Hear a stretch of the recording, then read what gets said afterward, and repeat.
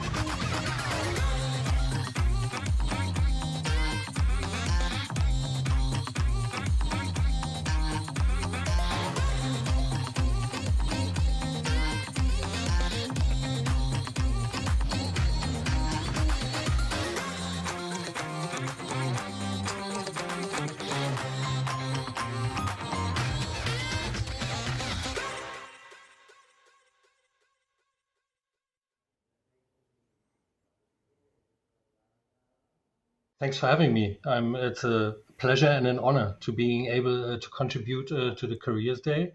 And I'd like to run you through 22 years of Jaeger and alongside 22 years of making games in less than 30 minutes. So it's quite a challenge, but I look forward to it. As I said, my name is Timo. I'm one of the founders and the managing director, and let's get started. Before we dive into the history of Jaeger, I'd like to show you some super early impressions of what it was like, how the founders got together. So all the founders of Jaeger actually were born and raised in East Germany and grew up behind the wall, if you will. And still, we had this passion for video games and computers, and to be able to do things with it. Yet we didn't know how to get our hands on computers. So the only way in East Germany back then was to go to the infamous computer clubs where other enthusiasts were going. And even some people were there who did have or possessed the hardware. And so we could get our first kicks on those machines.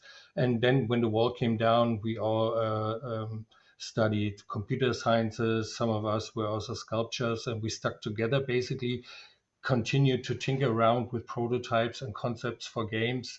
And then when we were able to sign our first deal with our first publisher back then, we were able to rent an office. And so there were quite some interesting discussions back then with our landlord, who was not quite convinced that we were actually earning money and just was wondering if we would be playing games all day.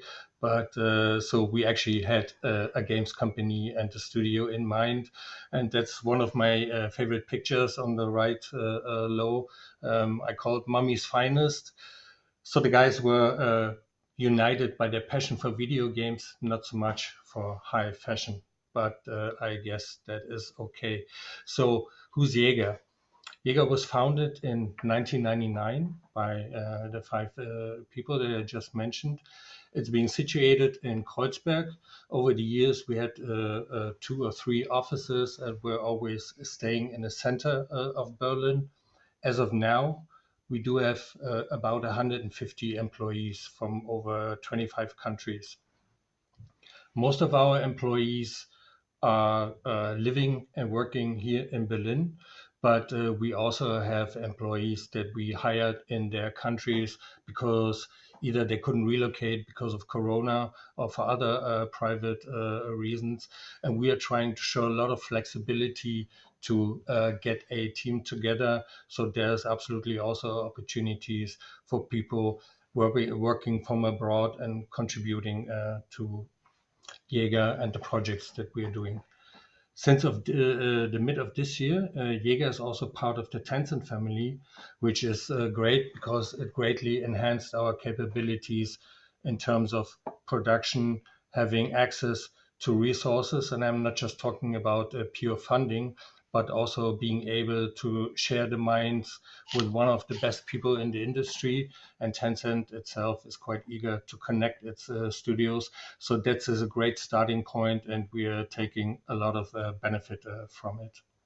And down there, you can see some impressions of our beautiful, nice office building right by the river. And I also would like to talk about some of the values that we had given ourselves. Over the last 22 years, Jaeger, I think it comes with the territory, needed to reinvent themselves on a regular basis. And in order to help us guide that process and being able to work together as decent human beings and create something great. So we gave ourselves values that we feel are important for us. One of those is the player focus, and that's quite key in observing in everything that we do. How is it making a difference to the player? What's the player experience of the things that we do? That's quite an important perspective to have, and it guides us really in a lot of ways. And we also use data to make a lot of good decisions. But having the player focus also is meaning that we actually do play our own games to be able to make judgments and see how that thing is actually feeling. So that's quite important to us. Another thing is inclusion and collaboration. It's really important for us that within Jaeger, within our teams, we actually do help each other. And it involves also a process that is allowing to openly disagree, but then to commit to accomplishing a shared goal and being able to give and take responsibility for a shared success. So that's another important point. Ownership and integrity is also quite key in when so many people are working together on a creative project, on a game. And so that means that we do what we say we will, and that we also treat others how we want to be treated. So again, it's our goal to have decent people working together for the greater good of the games that we're creating. Passion and growth, I think, is a bit self-explanatory, but we value continuous challenge and growth, and we really would like to provide the opportunity for each and every member in the team to be able to advance in their career path, but also in their skill. And we are being demonstrating courage by being honest with one another. So that's also quite key to us. And last but not least, we also have Jaeger commitments. That is something where we strongly feel this is important to us. That's for once the gaming community, diversity and inclusion, and the environment and sustainability. So we just saw this video that was created for 20 years of for our 20 years Jaeger anniversary. So what is it that we actually do? So we love creating action games that are focused on social emergent gameplay, as we believe the best gameplay stories are actually those that are shaped by other players. And our core competencies are first and third person action shooters that are combining or focusing on elements of PvP and PvE. I get to examples of that in a bit.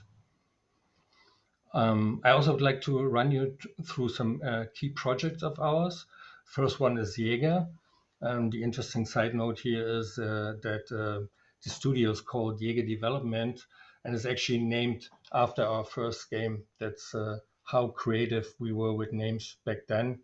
And Jaeger is a flight action game that was released for the original Xbox and PC, back then published by THQ. And just to give you a timeline, that we're talking about 2003 here. And on to Spec Ops The Line. And that's so cool that I just had I'm following the talk of Marcus because we've been working on Spec Ops The Line, which has been a game published by 2K Games. And Marcus was our loved PR manager back then, and we had a lot of interaction with him.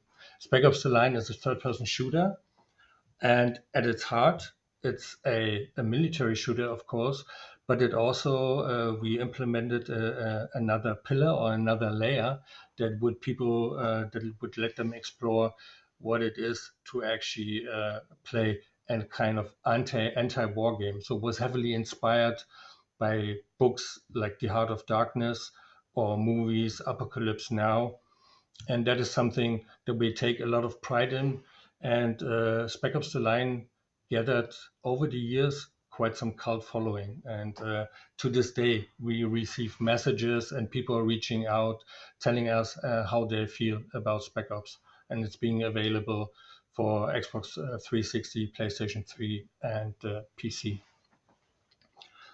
That period, so it's covering a time span when we came up with Spec Ops and ended in 2012.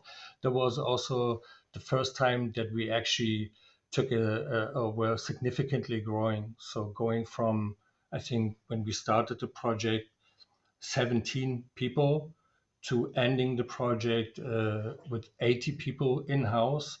And also during that time, we switched to the company language from German to English and hired a lot of international staff.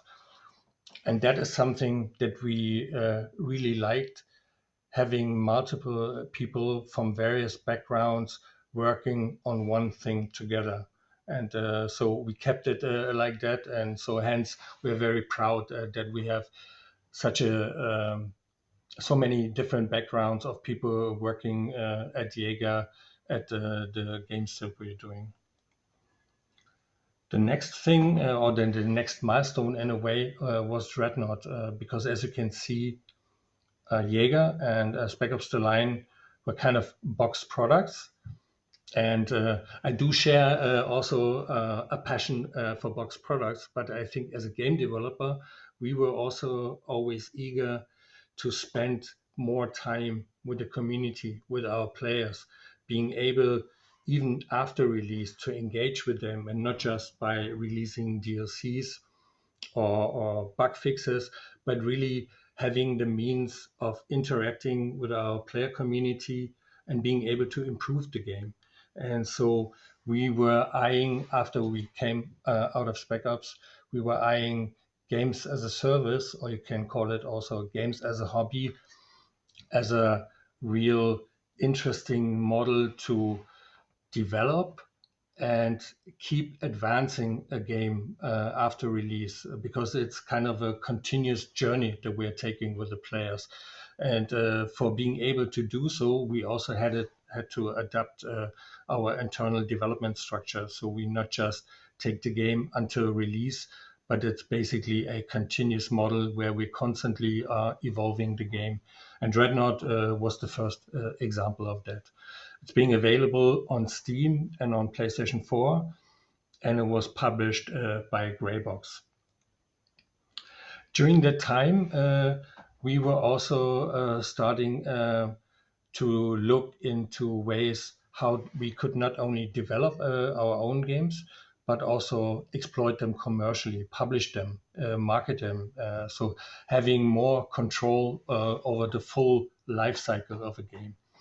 And that's how we also came about creating a publishing unit of ourselves and reaching out to investors, which then succeeded in getting Tencent interested in our plans for the future and having them on board for our journey. And the next two projects that I want to talk about are the most recent ones.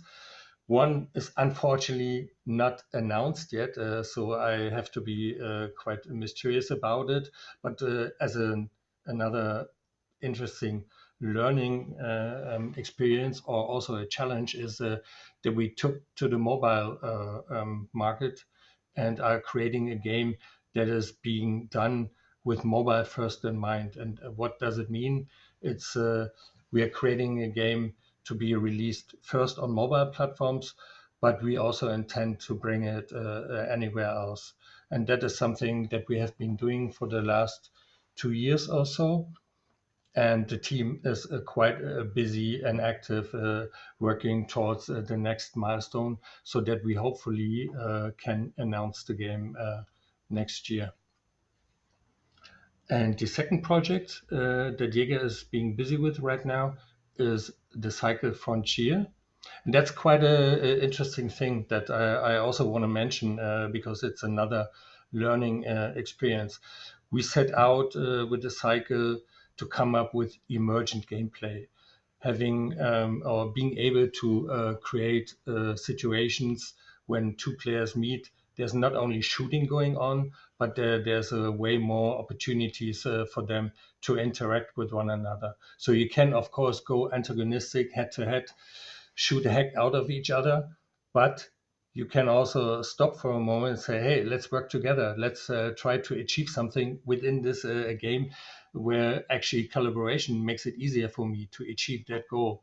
And that is what we are talking about when we mention emergent gameplay situations. And in order to do so, we put in some elements into the game that are quite unique and in a combination work quite fresh. So for instance, we do have a proximity chat that lets you taunt other players, but you can also ask them, hey, can we work together instead of shooting at me? And just once for me, I'm a rather bad player, unfortunately, at the cycle. I'm able to talk myself sometimes out of situations where otherwise I would have been killed easily. And that's the Cycle Frontier, which when it started, didn't have all the elements yet that are in the game currently. And so we were releasing the game in 2019. We were running a couple of seasons, which went well in terms of growth.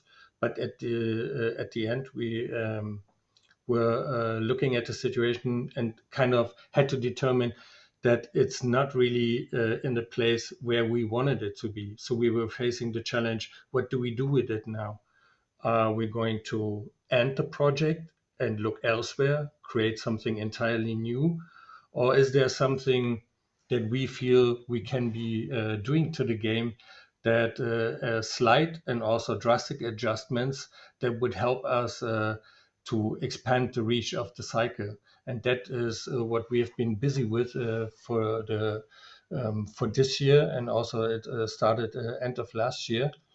And we just had a great closed beta for the Cycle Frontier in October, and that was kind of validated by hundreds of thousands of people playing the game and talking to us via various channels And so we could determine that, yes, it's validated. And now we're working towards the release of the game in the next year. And I'm having a trailer that I want to show you that was released shortly before we started the closed beta.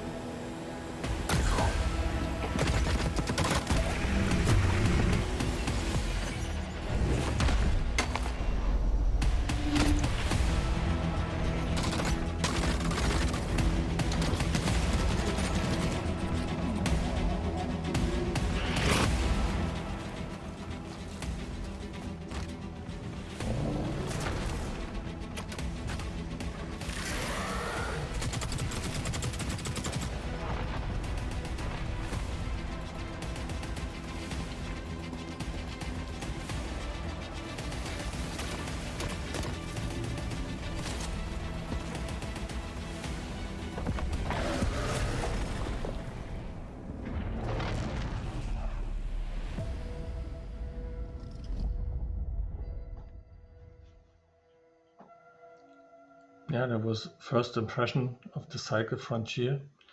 And as I said, as the game has been validated quite well in the recent closed beta, we are looking for more people to actually help us preparing it for the next tests and then ultimately for the relaunch of the game in the next year.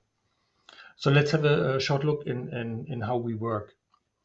So as said, there are two separate projects, and we also facilitate communication between those projects. So you're not working in a silo, but we also encourage a sharing of best practices and communication between the projects in order to help us identifying issues and find the right solutions, but also trying to avoid to reinvent the wheel every time. Usually we are organized in interdisciplinary teams with producers, of course, and function leads that take care of significant chunks of a game. For instance, we do have a map team that's owning a lot of stuff that's needed to be produced and come together for when it comes to creating a map for the game. And we are using agile development methodology actually since 2006, and our approach there has already been has always been changed or adjusted. But I think again that is something which is quite natural, that you have constant changes, constant improvements about how we organize ourselves, how we structure ourselves in order to get to the best results, and also uh, um, to accomplish the best things based on the phase that we're in. Because when a project is being created, started, conceived, there are other things that are important rather than when the project is in live mode and it's about delivering content or running events. So there are always different phases, so it never gets old and never boring. Jaeger has been using Unreal Engine since 2006. We do have strong ties with Epic. At some point, we've been also at the tech advisory board, and we like that being close to them, because we're using their engine, and it's quite important for us to also have a radar of what's coming next. And we really feel the Unreal Engine is providing us with the capabilities to serve different platforms. Sorry. Platforms is also one thing that I wanted to talk about. Jaeger as a developer doesn't feel very strong about limiting ourselves just to one platform. So actually we're quite platform agnostic and would rather deliver our games everywhere where we can find our audience. So the unannounced project is starting on mobile, but then will expand to consoles and PC and even streaming platforms. And with the cycle, we have been going the other way. It started or has been started on PC, but the next big milestone in terms of platform are going to be the consoles. And then we also can see a path where we want to take this game to consoles. And that almost concludes my presentation. If you're interested in joining us here in Berlin or one of our projects, even remotely, I encourage you to check out our website and have a look at the open positions. We really have a lot of open positions open because both of the projects are entering phases where we need more colleagues, more contributions in order to get them to release and beyond. Yeah, and that concludes my presentation. Yeah. Thank you very much. Thank you very much, Timo. Thank you for this presentation. And we have two questions from the Twitch chat.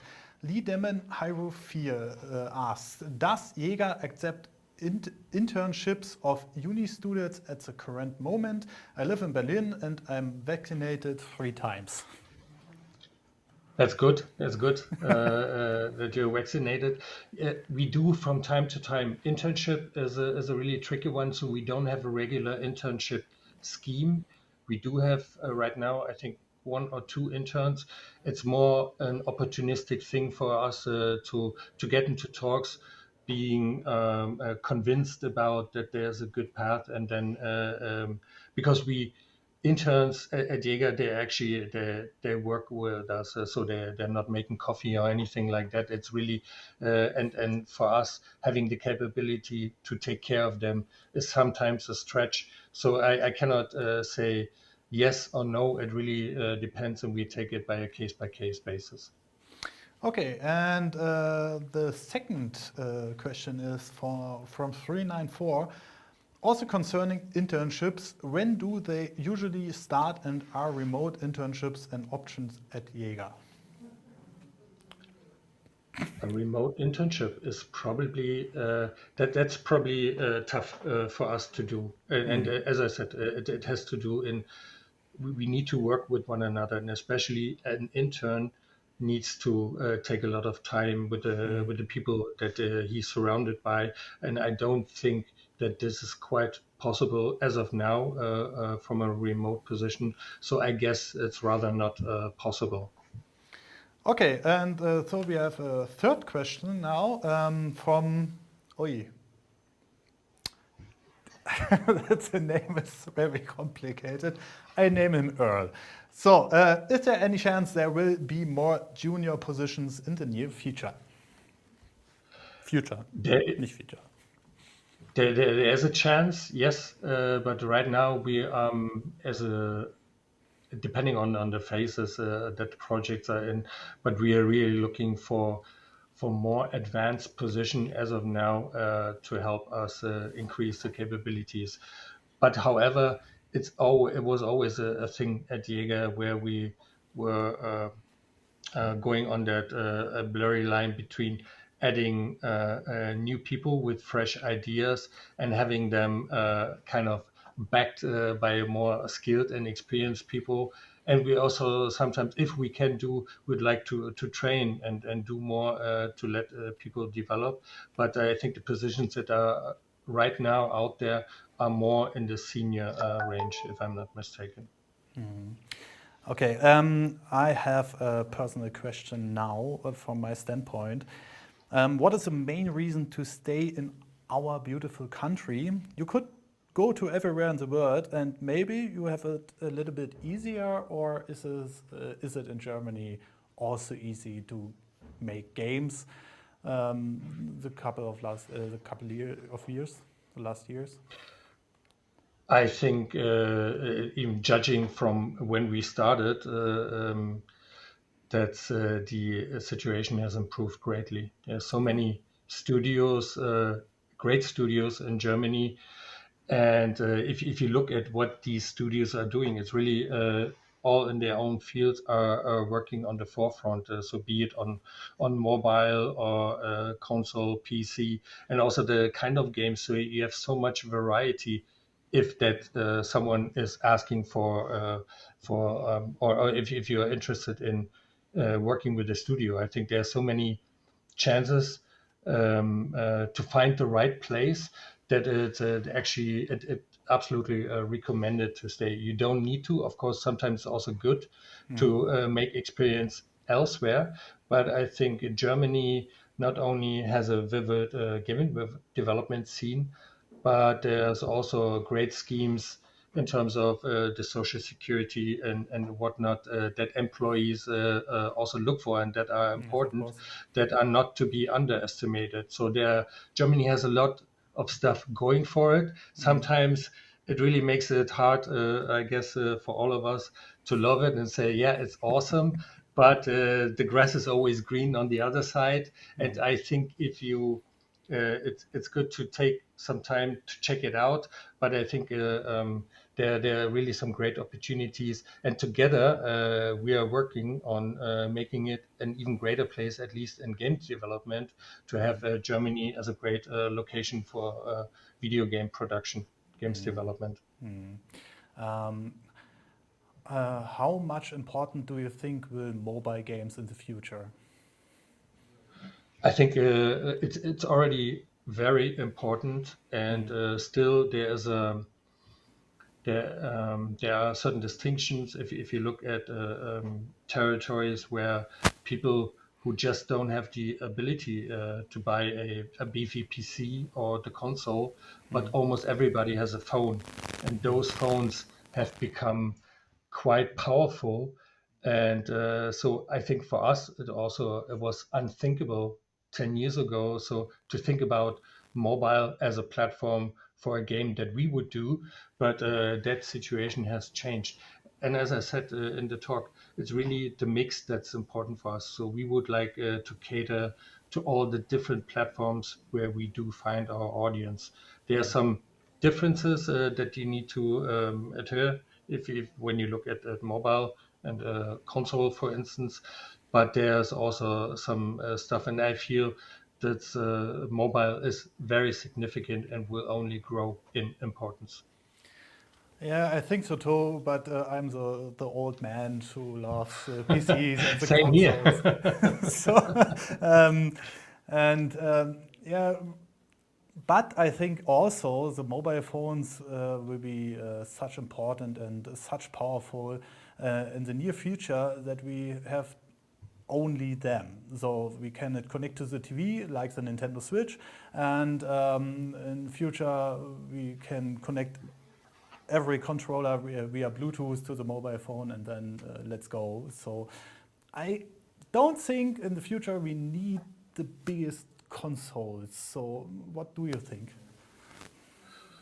I still love my consoles, all of them, and but it's a different kind of gaming, right? A mobile phone, I can take it out if I'm waiting for the bus and just have a 5 minute go. If I'm at home comfortably on my couch, I can play my console if my family is not interrupting and telling me to wait until everybody is in bed. So I think there's a time and a place for everything. But if you ask about my personal opinion, so I do love my consoles, and I wouldn't want to miss that kind of gaming experience. Yeah, hopefully with physical versions. But Timo, that's all for it today. And I hope you will have a nice day, and thank you very much. I thank you. Thanks for having me, and have a great rest of the day.